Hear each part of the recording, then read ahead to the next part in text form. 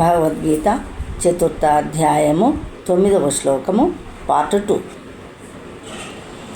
ఏకో దేవో నిత్యలీలానురక్తో భక్తవ్యాపీ భక్తవృద్ధ్యంతరాత్మా. దేవాదిదేవుడు తన శుద్ధ భక్తుల కొరకై శాశ్వతముగా అనేక దివ్య రూపములను నిత్యముగా దాల్చుతూనే ఉండును అని చెప్పబడినది. ఈ వైదిక సత్యము భగవద్గీత యందలి ఈ శ్లోకము ద్వారా శ్రీకృష్ణ భగవానునిచే నిర్ధారింపబడినది కనుక వేద ప్రమాణము మరియు భగవానుని ప్రమాణమును అనుసరించి ఈ సత్యమును అంగీకరించి కాలమును తాత్విక భావన కల్పనలచే వృధా చేయనివాడు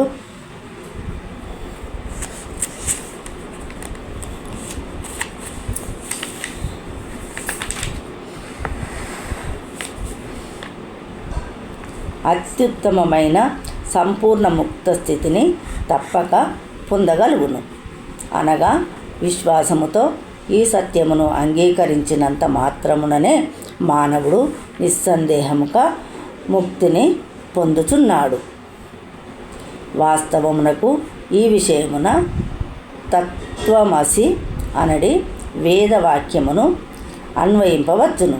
ఎందుకనగా ఎవ్వరును శ్రీకృష్ణ భగవానుని పరమ పురుషునిగా ఎరుగుదురో లేక భగవానునితో ఓ కృష్ణ నీవే ఆ పరబ్రహ్మమైన దేవాదిదేవుడవు అని పలుకుదురో వారే వెంటనే ముక్తిని పొందగలరు.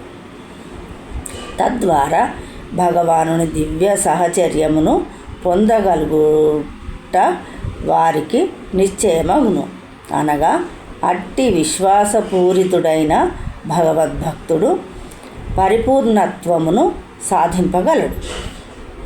ఈ క్రింది వేదవాక్యము నందు ఈ విషయము నిర్ధారితమైనది. తమేవ విదిత్వాతి మృత్యుమేతి నాన్యః పంథా విద్యతే యనాయ.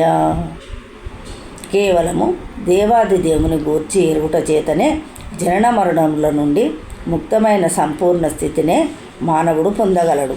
అట్టి సంపూర్ణత్వమును పొందుటకు మరొక మార్గము లేదు అనగా శ్రీకృష్ణ భగవానుని దేవాదిదేవునిగా గ్రహింపని వాడు తప్పక తమో గుణమునందున్నట్టి వాడేనని అర్థము.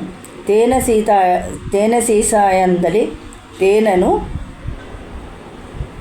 కేవలము సీసాను నాకుట ద్వారానే ఆస్వాదింపలేనట్లుగా లౌకికమైన పాండిత్యమును అనుసరించి భగవద్గీతను వ్యాఖ్యానించుటచే అట్టి తమోగుణమునందున్నవారు ముక్తిని సాధింపలేరు.